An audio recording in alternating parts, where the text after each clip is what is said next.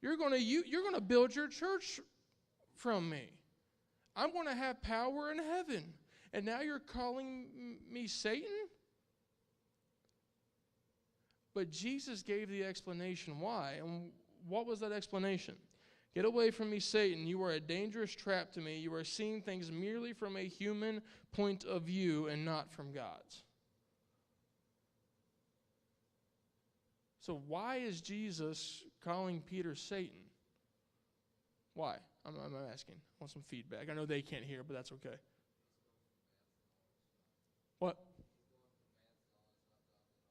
He's going from man's knowledge, not God's knowledge. Are we picking up a theme here? God, Jesus, also God, declared all of these things about Peter. He was going to do all of these things. And Peter turns around and says, you're not going to die, heaven forbid it. And Jesus says, keep focused on me. Quit trying to control everything. Can we be like that sometimes? God just does something huge for us, right? And I get it. It's tough to always see God working as teenagers, okay? It can be tough. All right, you think the world's crashing down on you, all right, but you know, it's boyfriend trouble, it's girlfriend trouble, it's drama at school, it's drama on the sports teams or in this club and that club, okay? Home life might be rough, and I get that, and honestly, I've been a teenager. It feels like your world is crashing down on you, and it's tough to always see God moving in you and around you. But how do we get God to move around us, to move in us? By letting Him have control. And as teenagers, as adults, that's tough. Right? The past 2 days have been crazy trying to get my car ready and this ready and that ready to bring up here for you all. And there were points I didn't know if I thought we were going to have to throw a Hail Mary and, figure something else out. And yet, God made a way. There was this check in the mailbox. This happened. That happened. What I thought was a big deal wasn't a big deal. All right? Because when I hit, and I'm not saying I was as rock bottom at Peter, but when it came to youth retreat, and I was having my own little rocky, stormy sea moment of I don't know what to do. God's like, cool, finally, let me help. And quit doing it your way. Right? My wife she's better now, but she used to get upset at me a lot because I was very nonchalant about a lot of things. Especially when it came to a lot of adulting things. All right? And I was responsible. All right? Well, hey, you need to pay that bill. Nah, God will take care of it. That's being irresponsible, and that's not what God is telling us to do.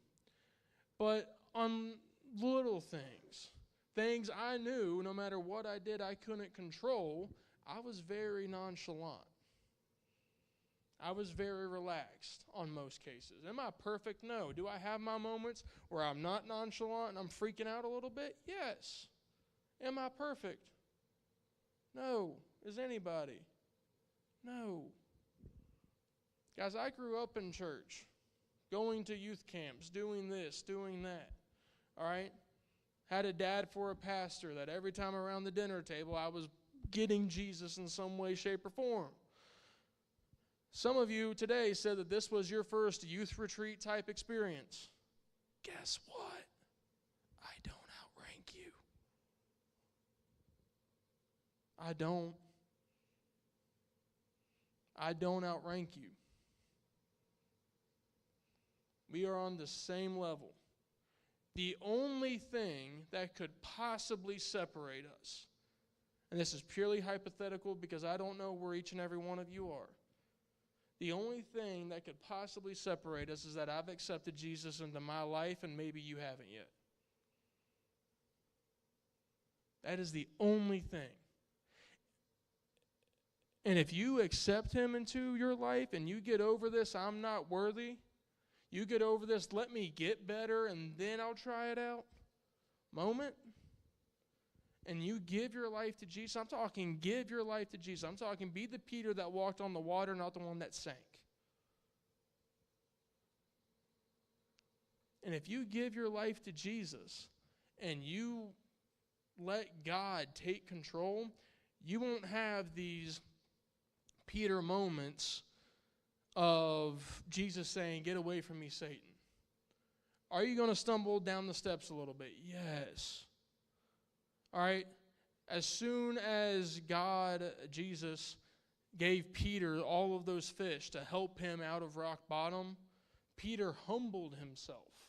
I am a sinner, Lord. Please get away from me. Guess what? Sometimes we're going to fall. Sometimes we're going to fail, and that's not an excuse to give up on God. That's just to say, hey, I need you some more now. All right? I thought I was getting it, I'm not. That's not a, hey, you failed. That's a, hey, what am I missing? Right? When I coach soccer, all right, last season was Buffalo's first time ever having a high school soccer team. Won't go into all of that, but first time ever my team had ever played high school soccer. I had some people that did not know how to play soccer. All right? And I never tried to belittle you. I never tried to make you feel like crap. All right? I was tough on you at times. Okay? Because I knew you could be better. And Jesus just told Peter, you are going to be the pinnacle of my church. You will have power here on earth and in heaven. And a couple verses later, get away from me, Satan. Because Peter went back to being human. He went back to, I'm fine here, I'm done, I'm not chasing your plan. You're not having control, I am. And Jesus says, you can be better. I'm going to be tough on you, but it's because I know you can be better. You with me so far?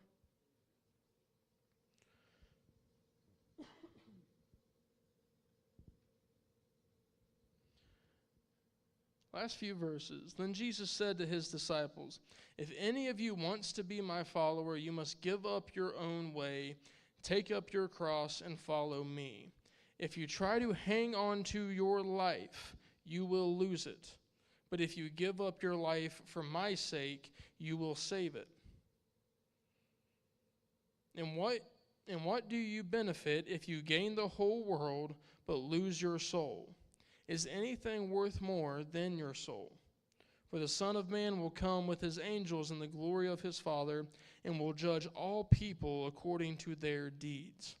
And I tell you the truth, some standing here right now will not die before they see the Son of Man coming in his kingdom. If you try to hang on to your life, you will lose it. How many of us have plans? Plans, Grant's raising his hand. I have plans as an adult, sure. How many of you have plans? You're in high school. After high school, I hope you have at least an idea of a plan.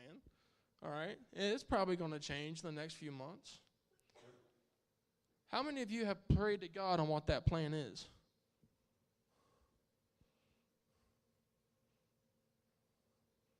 You didn't have to raise your hand.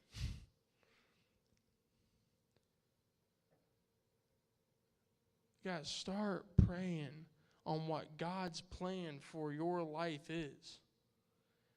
And if it's completely different than yours, it's going to be a gut check. And you will struggle. Why? Because I wanted this. That's human. That's human nature. That's Peter. You're not going to die, Lord, because I want you here. It's not about what we want. Guys, in my own career of teaching, I thought it was going to go one way and it has gone another way. And guess what? I have seen God's blessing because it went the other way. I have been in those moments at school, after school, at home, mad at God. I may have not had an out loud conversation with God like Peter did, but I was trying to hold myself back on what I wanted to say. Now, there was a lot of God, just throw me a bone moments. Let me know you're watching. And tomorrow we're going to find out that God was watching. It just wasn't time yet. So I don't know if we have an invitational song planned or anything like that. But as they come up and get ready, sounds like they do, Peter has a purpose. We learn that purpose. His purpose is that he's going to be the rock, the pillar that God, and I mean God, chooses to build his church on. Is Peter ready for that purpose yet? No. And trust me, he does a lot more stuff that I didn't get to, that he's definitely not ready for it. But tomorrow we're going to look at God's timing. His timing in your life, his timing in Peter's life. And guys, I don't ever want you all to leave thinking that I didn't have the opportunity to give my life to the Lord or to learn more about Jesus. And so as they sing, if you all want to come up, these stairs are an altar. I have plenty of people in the back of the room that if you want, they will take you to a corner of the room to pray for you. All right? If you don't want to come up here. But don't let a moment tonight, tomorrow night, this week slip by that you let that tug on your heart just go away. I've been there. Trust me. It gets a lot worse if you just let that go away instead of figuring out what God is trying to tell you. And God told Peter things, not man. So as they sing, if you all want to stand, if you want to sit, if you want to bow your head and pray at your seat, go for it. But we're back here ready to pray.